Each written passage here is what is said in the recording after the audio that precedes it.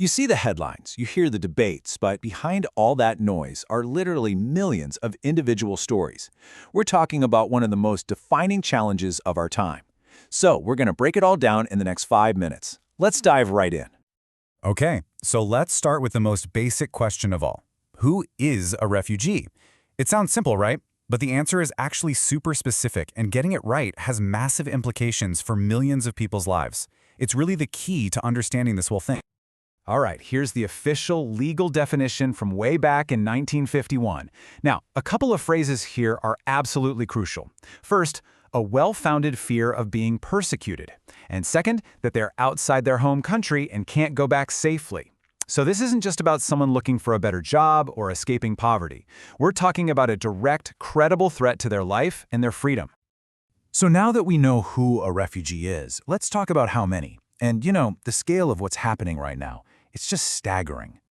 Yeah, just let that number sink in for a second. 120 million people. That's the latest figure from the UN for everyone who has been forced from their home. And that's a really important distinction, because this huge number includes not just refugees who've crossed a border, but also millions of people who are displaced inside their own countries. Now, out of that giant 120 million figure, about 45 million are what we would legally call refugees. These are the people who fit that specific definition we just talked about. They've had to cross an international border to find safety. And that right there is an enormous population that needs international protection. Okay, this is where it gets really interesting. Let's look at who is leaving, and more importantly, who is hosting. On the left, you see the source countries: Syria, Afghanistan, Ukraine. Probably not too surprising. But now look at the right side, the host countries. You've got Turkey, Iran, Colombia, Pakistan. The big takeaway here? A lot of the countries taking in the most refugees are not the world's wealthiest nations. They're often neighboring countries, right next door to the conflict. Right, so a movement of people on this scale, it doesn't just happen without consequences. It creates these huge ripple effects, and the challenges are incredibly complex.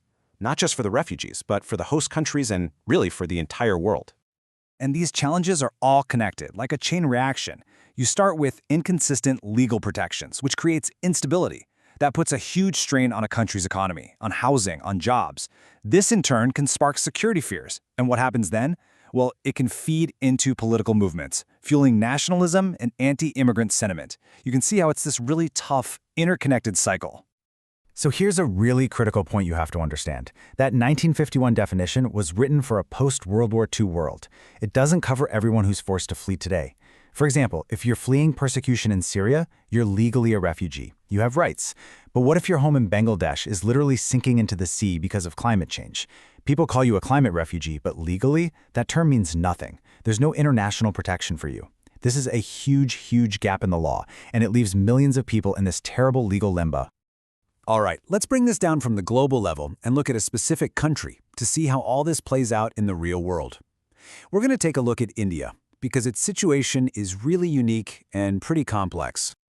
And right away, we run into this central paradox about India. Get this, India has not signed that big 1951 UN Treaty on Refugees, and yet it hosts one of the largest refugee populations in all of South Asia. So how does that work? Well, instead of following international law, India handles things using its own domestic laws, like the old Foreigners Act from 1946. And you can really see that long history here. It's so diverse. You've got Tibetans who came all the way back in 1959. You've got Sri Lankan Tamils who fled a brutal civil war. And then you have more recent groups like people fleeing Afghanistan or the Rohingya Muslims from Myanmar. What's important to know is that each group arrived for a totally different reason, and how they were treated often depended on the politics of that specific moment. This right here, this is the core of India's dilemma. It's a real balancing act. On one side, you have this incredible, long-standing tradition of providing asylum. But on the other side, you have very real national security concerns. And because there's no single uniform policy, things can get inconsistent. This tension is front and center in India's politics today, especially when you hear debates about really controversial laws like the Citizenship Amendment Act or CAA. Okay, so we've seen the scale of the problem and the challenges countries like India are facing. So the big question is, what is the world actually doing about it? What do the solutions look like? One of the biggest recent efforts is something called the Global Compact on Refugees from 2018. Now, it's not a law that countries have to follow. Think of it more like a new game plan. The main idea is to share the responsibility more fairly. So instead of just, funding refugee camps forever, the focus is on easing the pressure on host countries, helping refugees support themselves, and actually finding lasting solutions, whether that's resettlement or helping them return home safely when it's possible.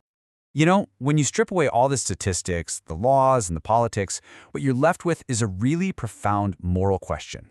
It's a question that tests every country, and really, every single one of us. And it all boils down to these fundamental tensions: a country's right to control its borders versus the responsibility to protect human rights, national security versus simple human compassion. Where do you draw the line? How do you strike that balance? These are the incredibly difficult questions that governments all over the world are wrestling with right now, and honestly, there are no easy answers. And that really brings us to this final thought, a powerful one. The way a nation treats its refugees is a measure of its humanity. In the end, when people are facing the worst moments of their lives, how we choose to respond, as countries and as a global community, might just say more about us than anything else.